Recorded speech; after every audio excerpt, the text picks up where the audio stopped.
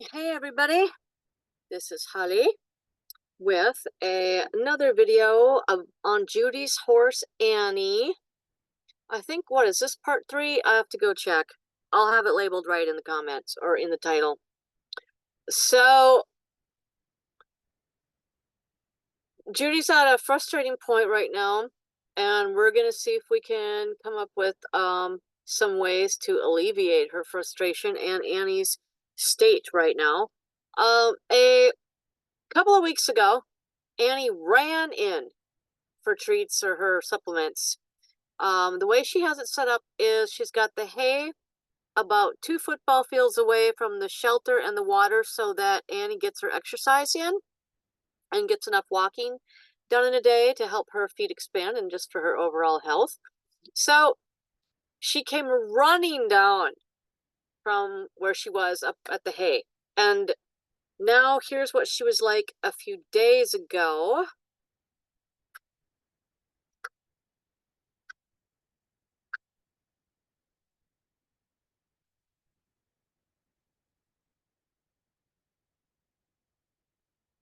The front right is the foot that's the more lame one. See how she bobs her head up every time she puts the front right down? And she's wiggling her head side to side. My mare did the same thing. She did the same exact thing. I've been through it. And I got through to the other side. So we're going to get through to the other side.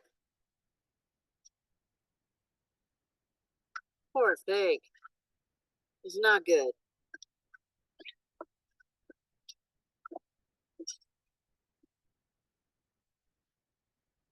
She has boots on her now. Those look like her soft rides. Or they're the equivalent of a soft ride boot. They're yeah, they're the cloud boots. Those come with, you see how she puts the front right forward? Oh, it's just killing me. It's killing me to watch that. So I tried those boots too with Lana. Back before I knew what tact was, before I even met Linda. Summer of 2016. I met Linda the February of 2017.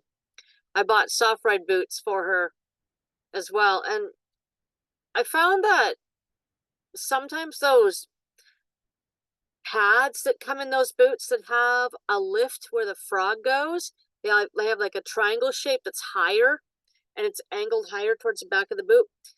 I found that she didn't seem to really like that pressure on the back of her foot right there at times. And sometimes, one time with those boots on, I saw her trot across the pasture that she just floated. And I've never seen her, I hadn't seen her for years move like that. But then most of the time in those boots, it seemed like the pads were worse than no pads. So Judy's been experimenting with everything. She has done boots. She's done different types of boots. She puts soaking pads in the boots before she trims to soften up her feet. That's a genius idea, everybody. She soaks leather pieces and she puts those in the boots to soften up the feet. And I was just thinking the other day, like maybe like some carpeting or something would be good too, like a little piece of flat commercial grade carpet, soak it with water, and then stick it in the bottom of the boot for a pad. So she has regular hoof boots, not soaking boots, right? And I think this is a great idea. We should just put wet pads in our regular boots and not have to buy. I've been trying to find soaking boots. Well, I did. I didn't need to anymore at the end, but a couple summers ago, I was trying out different soaking boots, and all of them sucked. They rub on the feet. They make the feet uncomfortable after a day. Anyway, so I think this Judy has a genius idea with this. She also puts a piece of carpet down by where she stands. I think by the water trough, she said, unless she puts it by the hay, but I think it's by the water trough. And maybe it's by the hay because where she puts a hay net for her sometimes. She'll put a piece of wet carpet down so she has to stand on a nice gushy wet surface. These are all great ideas that you guys can do in the dry climates where your feet never get a chance to get soft. So she's been very creative. She's been diligently trimming her. She never has her go too long between trims. So we're just, you know, she was just absolutely crushed when this is how she came walking in a couple days ago. So I have a theory on this, and I'm going to share it, and we're going to see if I'm right. And if I'm wrong, we'll figure that out too. This is trial and error. Every horse is going to be a little different. However, I have found something with every horse I've tried it on since I figured it out on Lana 2 years ago that has worked on every horse that I've told the person to do it on, or I've done it on myself. I've done it on, I don't know, 4 or 5 different horses, and it worked on every single one of them. And I constantly do it on mine now, and I have greatly alleviated tripping on the mare that I now ride as one of the horses that I ride now since my horse died. But I have another horse too, but I half own him with someone else. So anyway, what was I just telling you guys? Crap, I forget now. It'll come back to me. So anyway, let's get on with it. I have some pictures all in order here. I want to go through. Oh wait, I know I was going to tell you. Well, let's just do with pictures. Let's start with the suspect at hand, the front right foot. She's got her line there for, it says 3 and something for the pillar measurement or the toe quarters. Unless, yeah, because that's over from the toe. So, as you can see, there is still quite a bit of arch left in the middle of the foot. And I have found that this is the cause of the great lameness that you see suddenly, that just shows up after a tram in these horses. And it's like they were going good, then all of a sudden they can't walk. My horse did this off and on for 4 or 5 years till I figured out what the heck was going on, because I didn't know anything. It takes sometimes several years to figure stuff out, right? Well, also, we didn't know what we were doing intact back in 2017 either, because Linda hadn't discovered yet about the unbinding of the back of the foot, which was the absolute key to everything. Thank God she found that out, or we'd all be screwed right now. So she's got the little arrow right there. See that? Okay. If you can take off, you could take off this capsule, and you could look at the heel of the foot, that nice, beautiful pink inner foot. What's it going to look like? Yep, I heard you all say, it's going to be arched right here, right? So basically, this foot is just still too bound. In my opinion, that's what's causing the problems. Because I got feedback from Judy, because Judy experimented. She's been experimenting with different sole depths. And yes, sole depths affect them too, but for a few days. And then they get better. And this is the suspicious front right, which is always the one that's her problem. So this right here, and this is the better foot of the two. And I just want you to know what a good job Judy has been doing with getting that foot to stand up and those heels to come back, because we have this one for kicks and giggles to compare. Here's what this foot was doing in May of 2022, and here's what that foot's doing today. Oh, just a little difference. So, whoops, God, I hate that when it does that. Give yourself a break, Judy. You are doing great. Okay, hold on. Where's the other foot now? There we go. Stupid computers. You touch one thing. Okay, so here's where we were before. Can you see that? Oh my goodness, goodness, goodness, goodness. Oh, so, but you can also, in a way, if I rotate that and you look at that another way, in a way, it's not as arched right here as it is now. It's really arched right here. So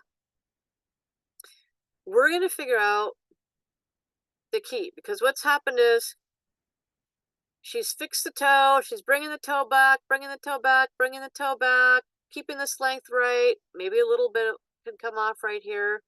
I guess you were talking about, Linda had said the same thing to you. Yeah, I didn't notice you did this before until this picture. I don't know if you always do it, but yeah, so I would definitely bevel that area there, and Linda said the same thing to bevel some things here. So that helps with the breakover, and helps with the pulling of the foot off the leg. If you have a little bit of a bevel in front there, I find that it's beneficial to my horses too. So back to the heel. Okay, we have some huge progress being made, but now we have some extreme lameness being had. But we have an arch going on and this bulging out right here, right? So this can happen from two things: leaving this area too long and leaving this area too long. I guess so that's the second thing. And the third thing is leaving this just right and bringing this back just right, but not releasing in between the back bulbs so that the foot can go and spread apart. Imagine somebody just put a tire pump inside this foot and push, push, push, push, push. All kinds of pressure built up in there. It's got to come out somewhere. And then you go tell a horse to go walk on that. Okay? So I have found something that works really well for me. I use a knife. I don't use the grinder. So for you grinder people, you might have different methods and different things. But let me show you what I see that I think I would recommend Judy try. Okay. This is her, let's see now. Hold on a minute. I'm gonna check which foot this is. Okay, wait, I want to look at this picture first before we go to the heel shot. So here's another picture of this infamous foot, which theoretically looks like it's doing really well. When you look at it from this view, she's beveled more here now since her trim before this one. It's looking way better. Good job. Such a good job. Judy always does everything that she's told, like right away. And it's so good. Now, we still see these lines are going like this. Now, looks like this is getting relieved. Good job. You took a little off the pillars. That's going to help with this bowing out right here. So, good, good, good, good, good. Way, way, way, way good. Now, we've got this. Then we got of course, the lines go. Okay. So, but again, much improved. Now let me get to the other picture. But wait, let's look at this one first. The bulbs are off the ground. Can you believe it? Wow! It's amazing! Bulbs off the ground. Such good work. Okay. This is not the same picture I had before. So that was probably the other foot. So let's look at what we have here. A couple of things I'm seeing, and this might be mid-trim, because sometimes what Judy does is she'll do a few things to the foot, then she'll leave Annie for a couple days and see how she does with that. Then she'll do a couple more things. She doesn't always do a full trim every time. So if I see something on here and she might say, well, that's because I didn't do a full trim that day, okay? But what I see is what I see. So first of all, I see that in my opinion, there's some room to take off these heels right here. They are, and this can contribute. I found that this contributes to the arching in the middle of the foot. When you have a bound up foot and it wants to arch, you'll find the heels will start to go up and then they'll start to go forward. If you leave them long enough, they'll arch up and then they get walked on. This part gets walked on, and then pretty soon your buttresses are slanting way forward and way forward. So many of you might have that problem happening. Judy doesn't have that because she really keeps up on the trim cycle and, trims her quite often. So her buttresses are standing up nice and straight. I don't know what her measurement is from hairline to top of buttress, but if it's over 2 inches, she can definitely even that out. And if it's at 2 inches, even if it's at 2 inches, I would still flatten this out a little bit because it just bugs me. When I see the heels arching up like a little bit and starting to curl up, It drives me bonkers. So I always just have to give it a little flat surface to walk on. I might even it with the quarter right there and just shoop, just flatten that, because that can help relieve pressure as well.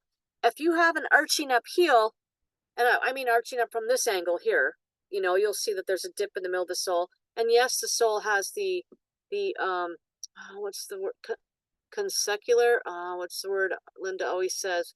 Not convex, not concave, but the other word that she uses to talk about how it goes down and back up, which it does. But if the heels want to arch up and dive forward towards the middle of the foot, I try to nip that in the bud right away, because you don't want the back of the foot collapsing, contracting. You don't want it contracting forward, because what you're going to get is you're going to get more of that happening. See, if the buttresses go forward, what does that do? See that bulge right there? That bulge, you can relieve this pressure point, which she relieved it by filing a bevel. And then you can relieve it also by being really diligent about this spot right there. If you're starting to get an arch right here and a little bulge right here and all that going on, just make sure this stays nice and flat. And you can see how if that's flat, it's going to allow this to relax and come down. And that would cause this arch to go away right there, right?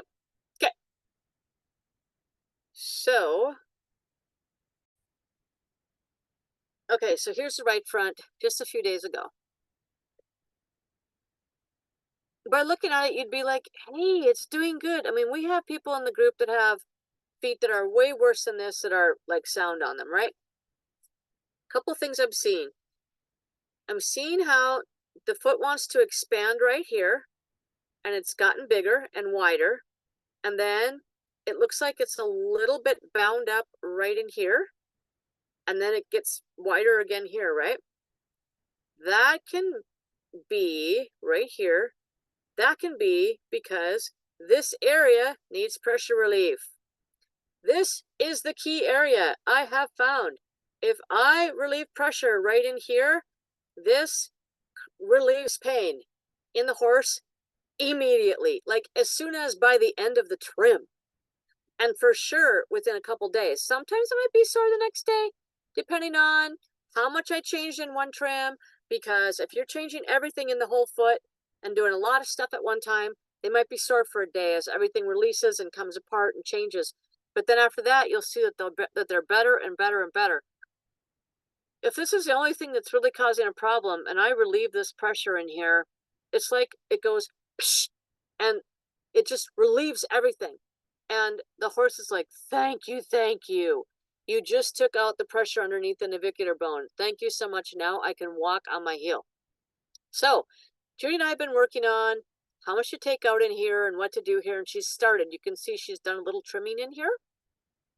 My opinion is, if she is not coming around sound from what you've done so far, I would be more aggressive in this spot right in here. This little corner ledge right here, I'd probably trim that out down to here. I'd probably trim that out down to there. I would try to get down to about here. And so all this could be opened up as much as possible so that these two bulbs right here can split apart. You would not believe how much the cartilage here holds the whole foot hostage. It's unfreaking believable. And Linda discovered this when she put in a mechanical central sulcus. That's what she calls it. And that's what I started doing. I'm just like, okay, I'm going to put in a mechanical central sulcus because she said it helps everything spread apart better. And boy, oh boy, does it help. So bring the heels down, relieve pressure in this area of the foot. Make sure you're trimming the apex of the frog, which I know she always does. Make sure you, after you trim this area, that you take off the rough and ready, hard old frog here that would be holding the foot hostage. If there's just a little film, it's not going to hold the foot hostage. But if you've got a lot of dead residue, make sure you look for any spots that could be locking up the foot. Okay, now I'm getting the message that we need to talk about bars. Okay, but I want to talk about one other picture first, and then we'll talk about the bars.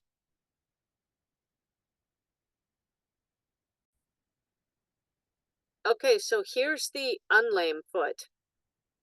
And this one actually looks worse in here than the other one did. So go figure, right? But I want to use this example just to show you this little cruddy area right in here. You'll see like this is a flap right here and right there. I look for this flap. At the back of every frog, you'll see these two triangles. I call them the butterfly wings or the bat wings. I guess they're more like a butterfly wing than a bat wing. So it's like a butterfly. And then you'll find it's like the body of the butterfly fills in right here with a little periopal rope. And so I always make sure that this is trimmed out right in here. I start up in here and I get this out. And I take my knife from one side so people didn't understand how I cut this out. So let me explain this because Lee with Falcon was not understanding that you can actually saw back and forth with your knife. So I actually saw back and forth. So I take the sharp end of the blade and I point it this way towards this little dealio. And then I saw back and forth right here till I start to get underneath it. Once you get through this spot right here, and if you're right-handed, you might start from here, but I'm left-handed, so I'm starting from over here. And once you get through right here, you'll find it's quite easy to continue with the rest of it. It's just the top that's hard. Underneath, it's nice and soft. So I trim that out, and I go down to the bottom of the crack, all the way down. Then I flip my knife up, and I carve up this way. So down this way, up the other way, with the same, the blade facing the same way down, then I face the blade up, but it's underneath this cartilage, right? And then I saw back up to get to the bottom of this. Sometimes I don't get this all the way, so I have to come back from this side and then carve back down again. Once you get that out, you can see what's needed to be cleaned out right in here. And then these little dealios right in here, I try to saw those out right to the hairline. Right down to that freaking hairline. If there is a little periopal rope in there, I take it out. And I'm telling you what, that makes a huge difference. Then right in front of here, what I do is I'll take my hook knife that's got a hook end, that's got a sharp hooked end on it, and I will carve and carve and carve and carve a little groove by dragging my hoof knife up and down this spot here to make a little channel. And so that's what I do. And I have found it really, really, really, really, really, really, really gets things going. And I have found I don't need to soak.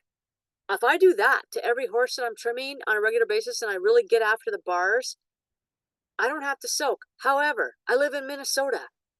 It rains a lot here. So for you people that never get rain, I don't know. I don't know what you're going to have to do. But if you trim that out, you might find you might not have to soak. Cabola, she lives in Portugal, and it's a warm, dry climate where she lives, and she does not soak. She just trims. But she has sand, and she rides her horses in a sand arena with soft sand. So she thinks that it might have something to do with it. Helping the horses loosen up fast is that they're always walking in sand. That really works up the foot well. Okay, same day, different view. You can see she's done a good job of cutting a groove in here. And I don't know if this is another picture she took after what she did before or not. But she's doing a really good job of making a central groove right here. I just think we have to get after even, well, see, I don't see butterfly wings here either. But I would check right here, and right there. I think I might see something right there and right there that she might be able to trim a little extra cartilage out right there. But if she did that and the horse is still lame on this foot, let's look at a couple other things. The other thing I would say is she's still pretty tight right in here, right? Let's help this area. So this, well, we're going to help it in here big time, big time, big time, big time. But we're also going to look at this. This overall length right here, see, it might be a little too high. It looks like it's probably going to be too high in the photograph, but we'll have to see what it measures. 3/4 of an inch to an inch at the most between the bottom of here, the collateral groove, and the top of the buttress, and then 2 inches from hairline to top of buttress. This one, as you can see, it's curving up and it's curving around. It's curling in. We want to encourage this little buttress not to do that because it's also, this could be another pain thing. This is compacting into the bar. It's smushing the bar. The bar has nowhere to be, nowhere to go, because the back of the foot still needs to come out and get bigger. So everything is smushed. Everything is smushed in here. I see more bar. You could take out quite a bit more bar right here as well. So I have found, I'm going to modify my answer because I've also found that when I really work this area of the foot big time, I also get huge expansion results as well with the feet coming, the bulbs releasing and the back of the foot getting wider. I had a clubbed foot. I had a club foot that I was doing. It just popped up. A couple of pictures back. I guess it's not on here. It was on here earlier. I'll show you the difference. I'll find it. Let me find it. I think that's a pre-trim, post-trim. Okay, found it. Here is a clubbed foot that I've been working on. I don't know how far into the dealio this was. I don't know how far we were into it here. But this is like, I think it was about 6 months of trimming here, from here to here. And you can see how the overall foot and the hairline here, how much thinner it was at the front, at the bottom, and how much wider it got here.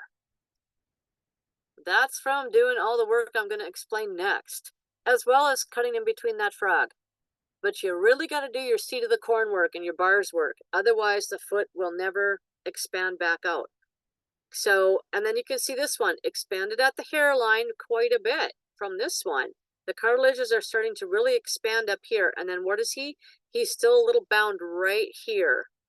Or this could be old growth coming down, and it's got to grow wider from the top. And it expanded down at the bottom of the foot. But I'm not sure which one it is. I have to look and see how he's doing now. But I can tell you one thing. His whole foot has gotten a lot better than when it started. It was this eensy teeny little foot. I'll show you right here. No, maybe I won't show you. Okay, yeah, I'll find it quick. Can you believe that? Oh my God. This is like about a 14-hand Arabian.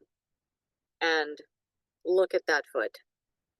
Unbelievable what somebody did to him. So, yeah, it looks a lot better now. But back to Judy's foot. Okay, so let's talk about how important this seat of the corn area is.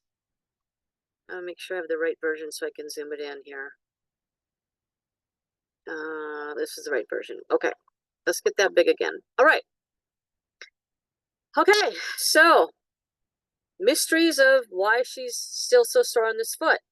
Okay, well, the back of the foot is bound. I'm going to go with it's something in the back of the foot. Yes, people say, oh, you bring the toe back, it causes pain.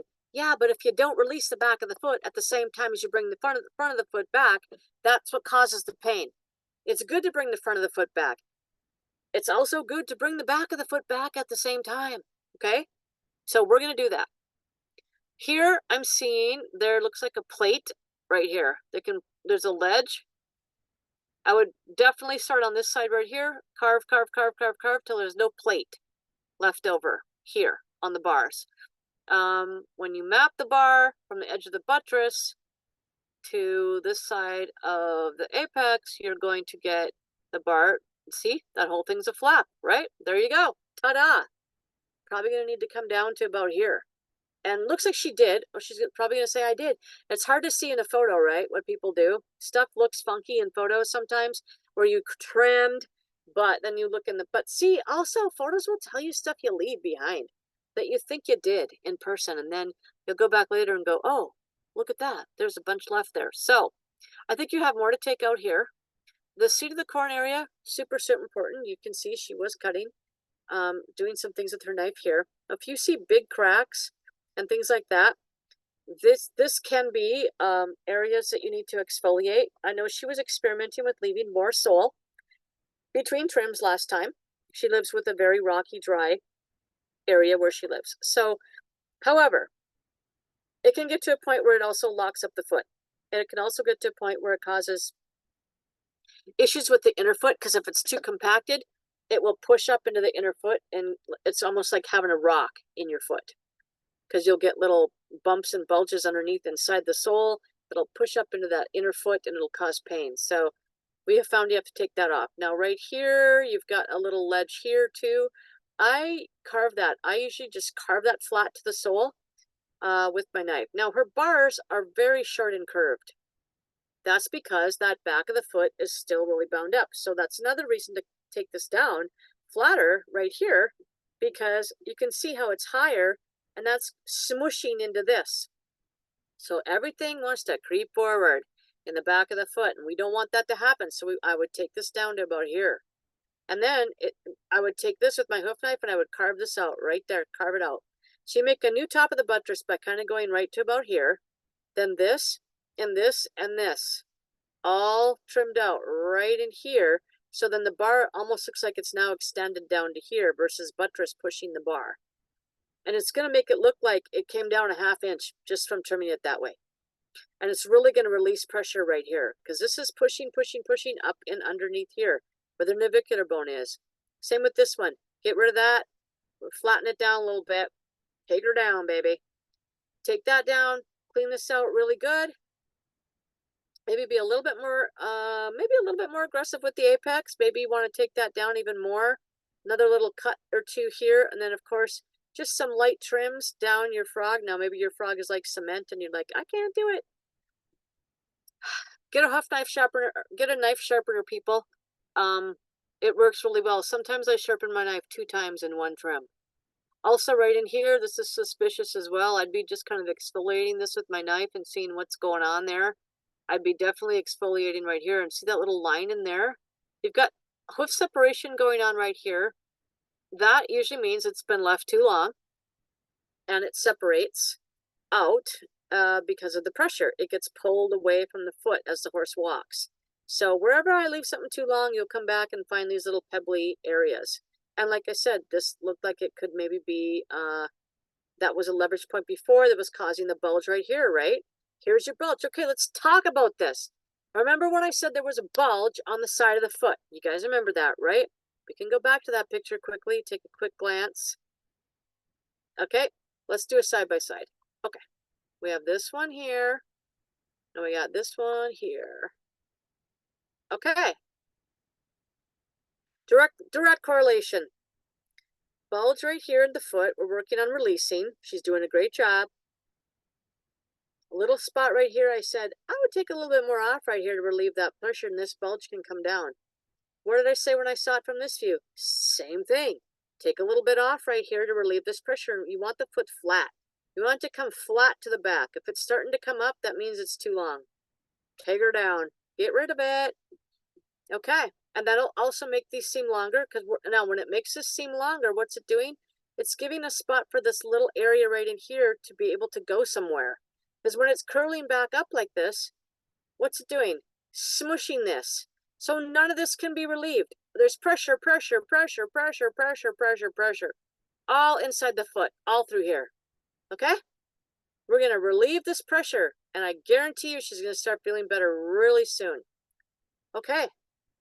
Well, that's what I say to do for today. And then we can discuss water, if there's more water needed. But I want you to do these things first and see how she does. If it's too much trouble to have to try to do all the soaking. If the soaking's simple, easy, you want to do it, hey, add it in. But if you're like, oh my God, I'm overwhelmed, these would be my priorities for right now that I would do. And of course, that's I think the older picture, because she had a better bevel on the other photo, but I'm just using that one. And of course, that's getting better already since she trimmed that up and beveled that. So, and it's probably better since here too, but I just want to let her know this is what I would do. So hopefully this will help, and we'll have to see how this is shortly. I will do another update video on this in not too long, because we're going to see what happens from here with this, and I know you guys are all going to be wanting to know. For more information on the anatomically correct trim or tact, you can see our main page with Linda Harris and the anatomically correct trim on YouTube for many, many, many, many, many more videos. This page is for following specific horses through their journeys. So she's got a plethora of videos to check out over there as well. Hope you guys liked it, and we'll talk again soon.